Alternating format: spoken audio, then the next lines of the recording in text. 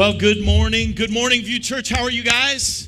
So great to be with you, and I can hear you. Those of you that are watching online and joining us today, we are so thrilled that through the power and the amazingness of technology that we can be here and be there, and we can still all be connected in different ways. And so glad that you guys are with us today. Always love being with you guys. Just a great spirit that's here, and just God is doing so much, and just beginning to see really God unleash some more momentum to what you guys are leaning into as you desire to reach not only this community, but as far as God will allow you to expand your reach. And so grateful to be with you guys today. I don't know what your childhood was like, but I sense that most of you will probably relate to this. When I was growing up, and there would be like a special occasion, say a Thanksgiving or a party or birthday or something like that. Our family, when aunts and uncles and all those folks would come over, our family would set up tables, and there would always be a kids' table.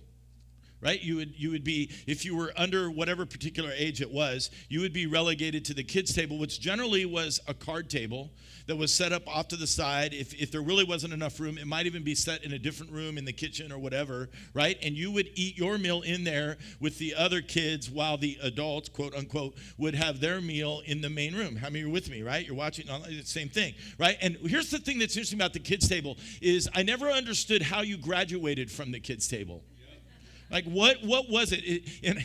In our family, it tended to be like someone would pass from this earth and open up a seat, and then you would get to, because I realized I'm like 14, 15, 18, 19, and when we would gather, I would still be relegated to the kids' table. Now, here's the secret that the adults don't know, is that the kids' table is actually a lot more fun than the adult table. Right? And so after a while, you sort of said, you know what, I'd rather just stay here than move up to the adult table. But whatever table you were assigned to, the table, dinner table, the table that we gather at, it holds or should hold such a prominent place in our homes. It's that gathering spot. No matter what we face in life, no matter what the challenges are, it always seems to be or should be the place that we can come and we can return to. I love doing life around the table. Like, my favorite thing is to meet folks or to go to someone's house and to sit and to come around a table, whatever food or beverage is placed in front of us, and you begin to have those conversations that begin to move us into deeper community and to really have meanings. Meals are important, because they always bring us together and they allow us to do life around the table. And today we're going to look at one of the most important tables, the most important meal, the Last Supper that Jesus had, because we've been taking this journey through Mark. We've been walking through the life of Christ. As Kara said, we're in Mark, not in Matthew, all right? So Mark 14 today, though if you get bored, go to Matthew 14. It'll be great. And in Mark 14, this is where we pick up the story, and we're going to walk through kind of this journey that gets us to the table. And then we're going to have this moment of really unpacking, hopefully in new ways, because I had a mentor once tell me, it's not that we need to learn new things, we just need to remember what we already know. And so we come back and we're going to sit at that table for a moment. And then as we close today, we're actually going to come to the table together. So if you're at home, I'd encourage you just to prepare something. You've got juice, you got crackers, you got Ritz, whatever you have, bread, to be ready, because we're going to come to that table today after we unpack it a bit. So we pick up this story in Mark 14 on Thursday, and we're basically less than about 12 hours away from the crucifixion. And Jesus knows what's coming. He knows that he's going to die, but his disciples do not. Before this night is over, he will be arrested. And imagine you only had one night left to live. How would you spend that last night of your life? And who would you spend it with? And he is about to make every moment of his final night together with his friends. He is about to make it a moment that will last all the way until today. So we pick it up in verse 12. Mark 14, I'm reading from the NIV version. It says this: on the first day of the festival of unleavened bread, when it was customary to sacrifice the Passover lamb, Jesus' disciples asked him, where do you want us to go? Where do you want us to go? Where do you want us to make preparations for you to eat the Passover? We're going to unpack this for a few moments. We're going to keep moving, so keep your hand there or keep your screen open. The festival of unleavened bread was a 7-day celebration. may not be familiar, but it started with the Passover meal. This is one of 3 festivals that God had put in place that everyone normally headed to Jerusalem, kind of the central hub, to celebrate. And so when one of these festivals would come, the town would get crowded. The place would be nuts. Some would estimate that as many as 1 million Jews would pack the city for Passover. Just think of it this way. There is no hotel rooms. Right? There are no rental cars available. By the way, Seattle has no rental cars. So if you're trying to rent a car, forget about it. It's not going to happen, right? There is nothing. Everything is booked. Last minute arrivals, if you're showing up at the last minute, that is not good. You are not going to find a place. So the disciples are asking him, hey, we're supposed to do this meal, right? It's Thursday. Have you got a plan?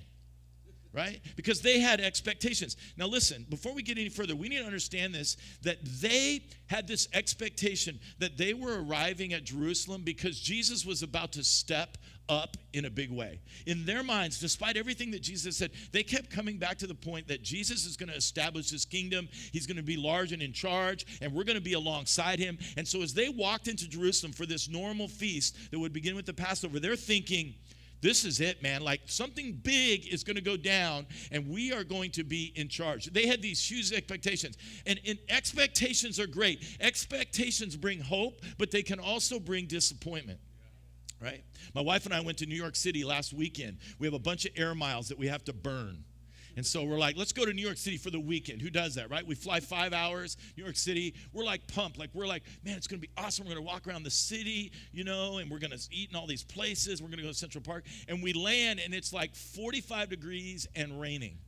And for the next 2.5 days, it's raining. And when you know this, if you ever go to New York City and you go to a hotel room in New York City, they are not designed for you to stay in the hotel room.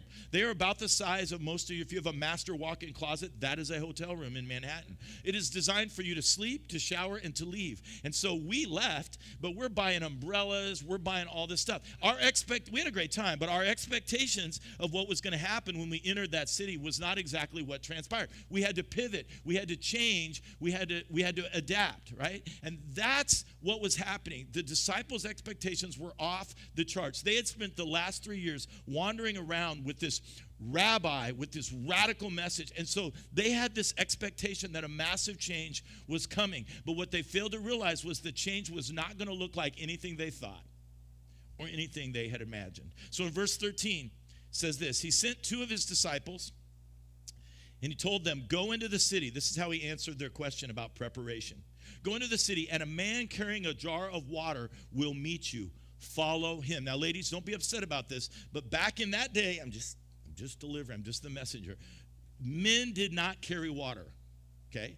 It just was considered a woman's job, all right? We can talk about that later. Email Kyle, all right? All right? Because women would come into the city, and they would carry water on their head, right?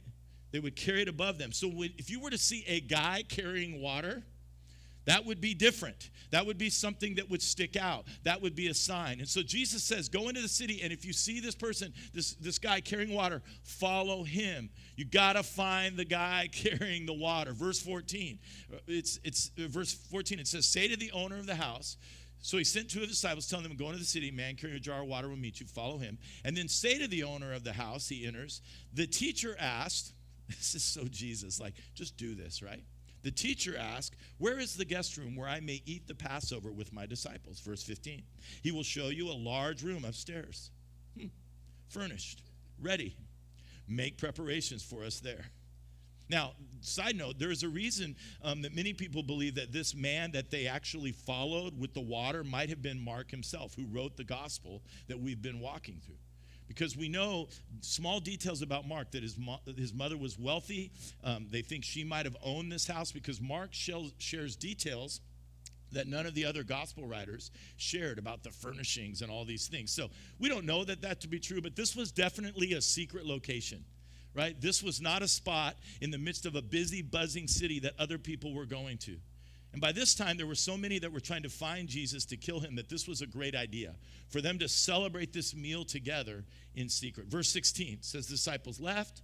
They went into the city. They found things, of course, just as Jesus had told them. So they prepared, and here's the key word, they prepared the Passover.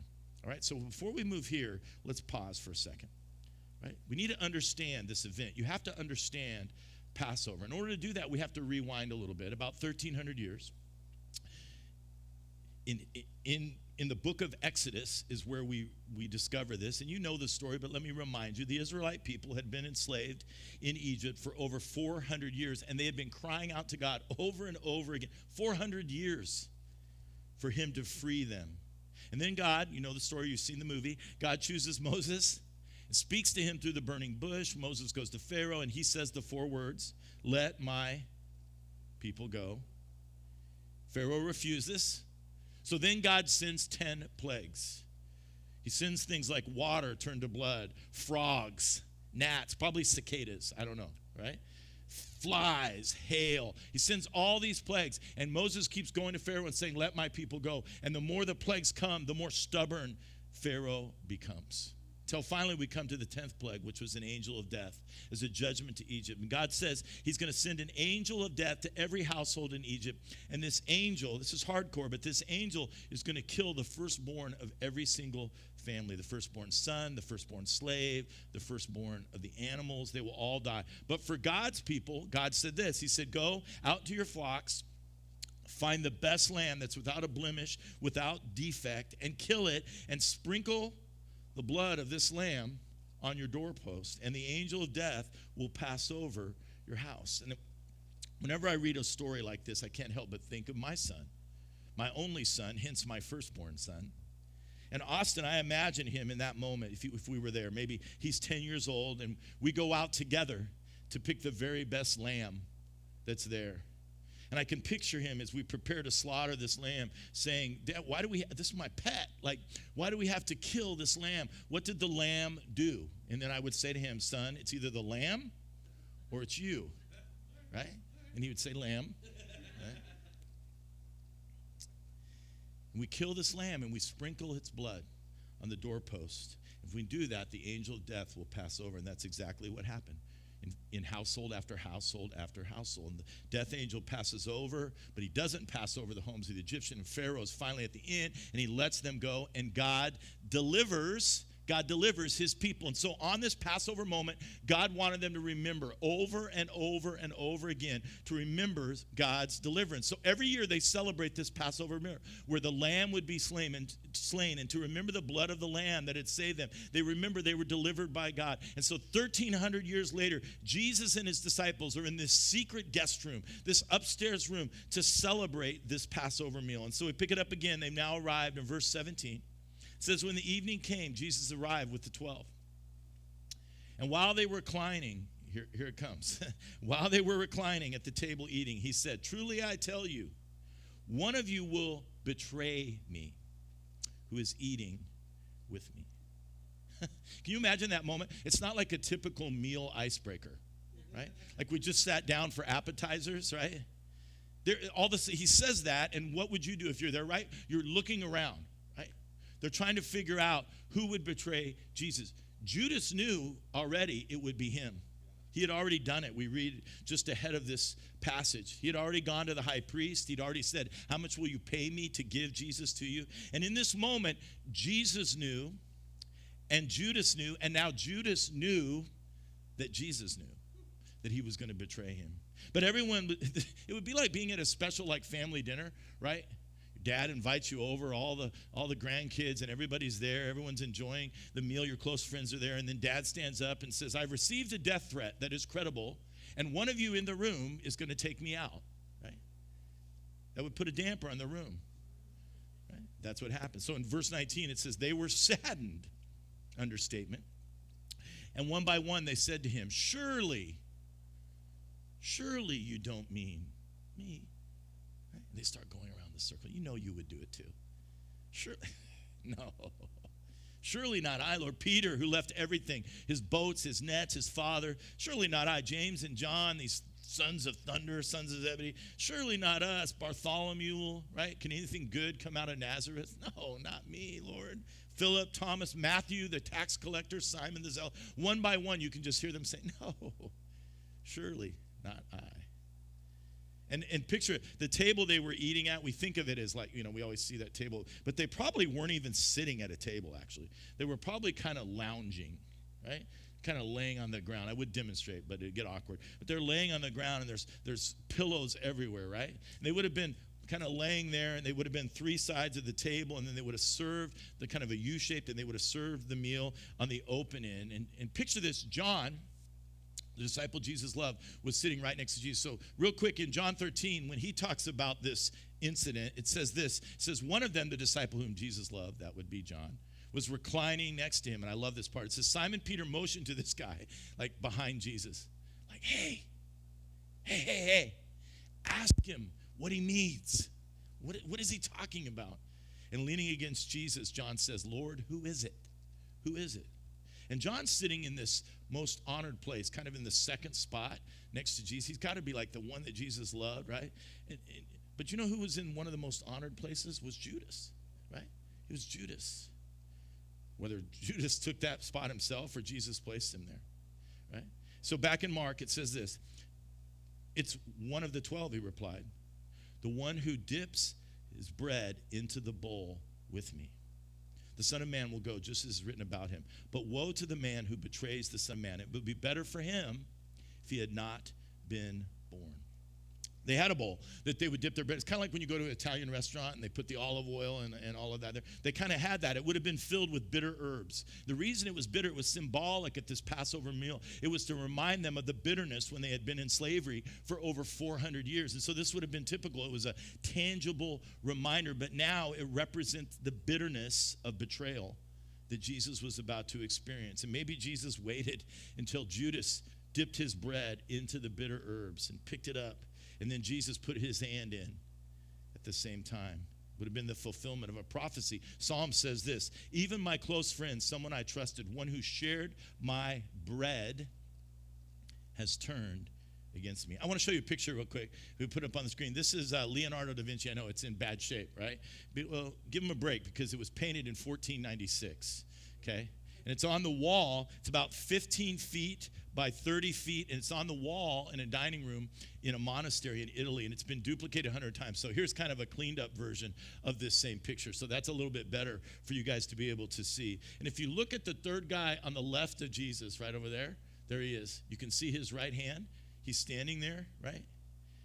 That's Judas. And in his bag, in his hand is a bag with 30 pieces of silver, right? So it would have been our equivalent of like $200, right? That he had gotten because of his betrayal of Jesus.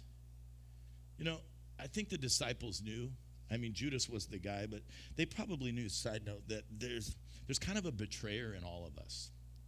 Really is, right? Like we want to automatically say, surely it's not I, Lord. But then if we're kind of honest and authentic, it's like, right?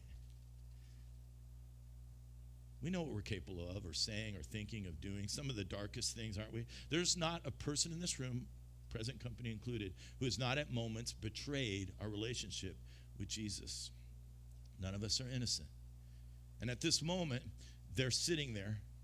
Judas dips his hand, Jesus dips his hand, and they're at this Passover meal, and they're remembering 1,300 years before, back in Egypt, they were saved by the blood of the Lamb. So there they are. They're reclining at the table.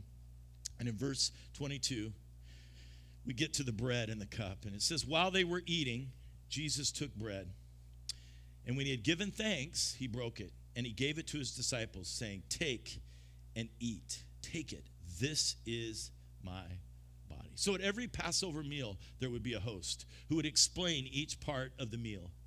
And at this part of the meal, because there was eating, but there was actually an agenda. There was structure to what was going on. At this part of the meal, they would pick up the bread like this. It was unleavened.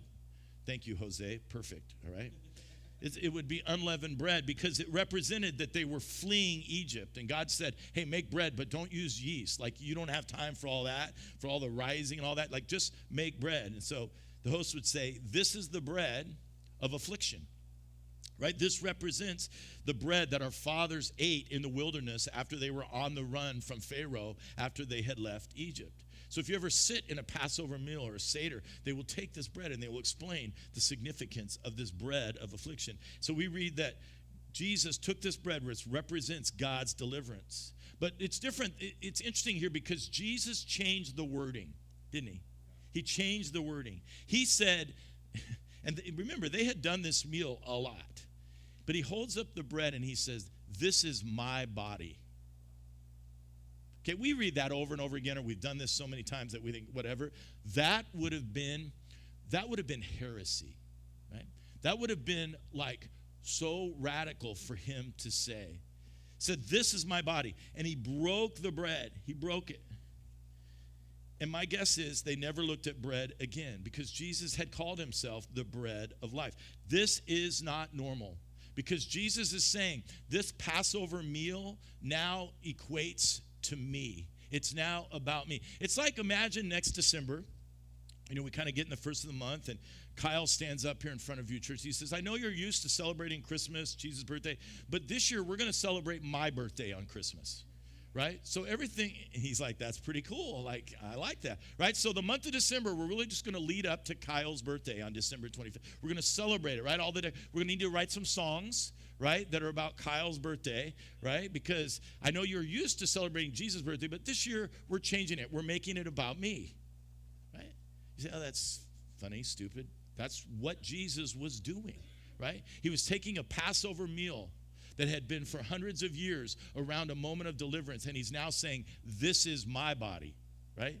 That I am becoming that lamb. This was a radical moment, all right? Then in verse 23, it says he took a cup, and when he had given thanks, he gave it to them, and they all drank from it. And he said, this is my blood of the covenant. Luke says in his gospel, he inserts the word new covenant. Mark says, this is the blood of the covenant, which is poured out for many, he said to them. Truly I tell you, I will not drink again from the fruit of the vine until that day when I drink it new in the kingdom of God. This was God's new covenant, his new agreement to his people. Now, you may not be aware of this. I wasn't for the longest time. That at a Passover meal, I know you're like, wow, Lee, it's getting a little lit up here, right? At the Passover meal, there would actually have been 4 cups that they would have drunk. This was stunning to me. I didn't realize this because in our Protestant Christian church, we always have, like today, if you're in the room, we have the little disposables. Thank you, COVID, that are there, right? But we're used to like a single cup. But actually, in the meal, there would have actually been 4 cups. Right? There would have been 4 cups representing 4 promises that God has made to his people. It comes from Exodus 6. I want you to read this. Here's where these 4 cups come from. It says this, therefore, God talking to Moses, say to the Israelites, I am the Lord, and I will, 1, bring you out from under the yoke of the Egyptians, right? 2, I will free you from being slaves to them. 3, I will redeem you with an outstretched arm and with mighty acts of judgment. And then 4, I will take you as my own people, and I will be your God. Then you will know that I am the Lord, your God, who brought you out from under the yoke of the Egyptians. So each of these cups represent and correspond with those promises we just read. Wow, right? So cup 1 says, I am the Lord. I will bring you out from under the yoke of the Egyptians. I want that, right? Cup 2, I will free you from slavery, no longer slaves. Cup 3, I will redeem you with an outstretched arm. Cup 4, I will take you as my own people. We will be together, right? We will celebrate, and I will be your God. So during the Passover meal, when the disciples were all reclining, and every family, every Jewish family that was taking the Passover, they would drink each of these cups at a different time. The first cup would happen as the evening started.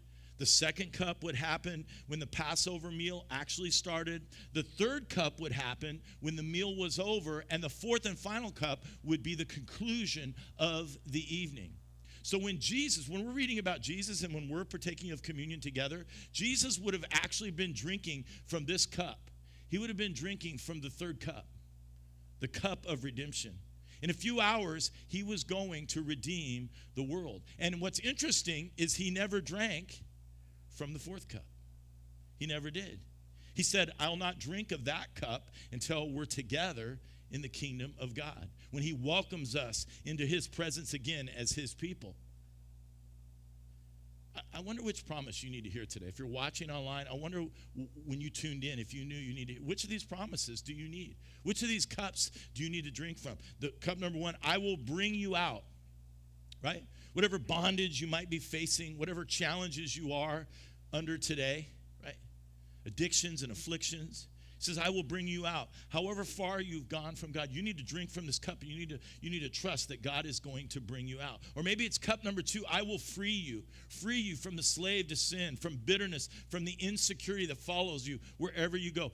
I want you to understand that. I will free you. Or maybe it's number 3. I'll redeem you. This is the cup that Jesus used, representing the blood of the Lamb. Jesus said, this is my blood for the forgiveness of your sin. This is the cup of redemption. Then finally he says, I will take you, right? I will take you. You think you're no good or worthless, used up, not good enough. I will take you. You will be my people. I will be your God. These are the 4 cups. This is the third one. This is one we're going to focus on today. And in verse 26, we conclude our passage. It says, when he had sung a hymn, they went out. They never drank this cup. It said they went out into the Mount of Olives. And we know that Jesus would then be betrayed and arrested. This was the night that Jesus turned that Passover meal on its head. And he instituted what we know and what we celebrate, right? The sacraments of communion. Now, there are different types of meals that we've all had, right? There are meals that are forgettable, right? It's that quick hit at the drive-thru. It's that Taco Bell that you really needed late at night and you ordered it and you ate it and you regretted it, right? It's a meal that's forgettable. Sometimes we have meals that are memorable, right? Maybe it's the people that are there, the moment that it represented. But then we have meals that are an encounter, right? Where they mark you, right? Right now, I would say, remember that dinner. Remember that moment that we had, right? They shape you and they mark you. You got up from that meal, from that table, from that moment differently than when you came. And this table, and we need to be reminded today, this table, when we come to this table, every time we come, it should be an encounter, right? It should shape us. It should shape us. Let me give you a couple ways it shapes us before we come to this table together. First of all, this table should shape our awareness of this mysterious presence of Jesus in our lives. Right? It should shape. We should be reminded when we drink this third cup. When he says, this is my body, he's basically saying, when you take this bread, you take this cup, pay attention to my presence. In 1 Corinthians 11, Paul talks about this moment, and he says, remember me. He says, when we do this, we remember him, right? We're reminded of him every time. It's not just a piece of bread. I remember when I was a kid and growing up in church, and we had these older ladies that would bake bread in the church I grew up in. So we would have real bread, right? Not those wafers you're about to eat here in a moment. I'm so sorry. And after the service, the extra bread would go downstairs into the basement, and we would run down there, man. And we would just be slamming that sweet bread that those ladies, right? It wasn't a disrespectful thing, but it was like, this bread is good, right? This bread is amazing. But this isn't just a piece of bread, right? It's only a piece of bread. It's only just a piece of bread if you and I make it that way. It's only just a piece of bread if you and I mindlessly, boom, boom, boom, so we can get to lunch, right? That's only what it is. This is my body. Every time we come to this table, as we will in just a few moments, it is an opportunity. It's an opportunity for us to remove distractions. The things that have got between us and our communion with God. This is my body, Jesus says. Pay attention to me. We have this amazing capacity to forget. We forget our car keys. We forget where we put our glasses. Sometimes I'm driving. I forget where I'm going, right? We tend to forget, but Jesus gave us communion because he didn't want us to forget his presence. So when you come to view, or when you're in a moment where you're receiving communion, stop, pause. Think about that third cup and that bread that he broke and how it's a reminder of, again, I'm here. Some of you today need to know this, right? I am here. I am present. This table, it just shapes our awareness time and time again of Jesus' presence. But then secondly, it also shapes our unity to each other, because there are no levels. There are no VIPs at this table. Isn't that amazing? There are no VIPs. There's no Republican or Democrat or color or rich or poor or have-nots. There's no rookies like you just met Jesus, and there's no veterans. We are all unified, and we are all equal. It signifies what we have in common, our need for him and our togetherness in that. Rachel Held Evans wrote this. I love this quote. She said, when we come to this table, this is what God's kingdom is like. She says, it's a bunch of outcasts and oddballs gathered at a table, not because they're rich or worthy or good, but because they're hungry. And because they said yes. And then I love this last line, and there's always room for more. So if you're here today, if you're with us today, there is room for you at this table. There is room for you to, again, take this bread, his body. There is room for you to receive this cup of redemption because it unifies us together. One of the most significant times of communion I ever experienced was I was building a house for a family in Mexico, and we were there, and we were gathered afterwards together, and we had communion. And they didn't speak a lick of English. And I can only say bathroom in Spanish, baño. Did I get that right, Kyle? Baño. Yeah, I got it. Okay. But we held these elements, and all of a sudden we were together, right? It's like we didn't speak the same language. We came from a different country. We didn't live similar lives. The hardships that I have are definitely not the hardships that they have. But it's the one thing that bonded us together. His body broken, his blood that was spilled for us. And I remember that because it was so emotional standing there in front. We didn't do this all the time. It just happened to happen in front of this home that was there. And it dawned on me, this is the unifying part of this moment. The table is not a reward for the godly, but it's a gift for the broken. I don't know about you, man, but I need so much redemption in my life. Don't you? I just need it. About 15 years ago, I went through a season where this meant so much. And I was thinking about it even before I was coming to be with you guys today. I just remember back to that season where someone called it a dark night of the soul. And for me, it was a series of decisions, not sinful decisions, but just decisions that I made, maybe not in the right moment or in the right mind, that led me to a place where I was not good, where my life was filled with a level of higher anxiety and lower depression than I have ever felt before in ministry. How'd you like to have a pastor talking to you going, hey, and can't get up off the floor in the morning? That was me. I made a decision and made a move and made a change in my life, and I would wake up in the morning, some of you can relate, and I would get out of bed, and I would go in, I would brush my teeth, and I would go into the closet, and I remember many of the days I would lay down on the floor, and I would put my face in the carpet, and I would just weep. Because I was so confused and I was so lost and I didn't know what to do. And when you're a dude especially, it's like I have a solution, I'll figure it out, and I couldn't figure it out. I would stay up late at night and I would lay on the floor this way and I would stare at the ceiling and I would run scenarios in my mind to try to figure out how to get myself out of the situation that I had gotten myself in. And every time I would run the scenarios, it would run for a while and then it would be a barrier. And I couldn't. So the next night I would lay in the same spot and I would run that same thing, right? And it was a dark place. Some of you know what I'm talking about. You've been there. You are there, right? It was a place of confusion. It was a place of like, I don't understand why I did this. I don't understand that. And I remember sitting at a table with a friend of mine and talking through this situation that I had found myself in. And I remember him asking questions and saying things like, well, do you think that God was in this? Do you think you miss God? Do you think that God wants you to go through this? Do you think that God is in this pain? Do you think that God is absent? I mean, all these theological questions, right? And I remember the light bulb going off in my head. It was the beginning of the light starting to come back. And I remember thinking, those are not the questions that are important at this moment. The question that was important in that moment, that was the darkest in my life that I have experienced up till that time, was, will I allow God to redeem this moment, right?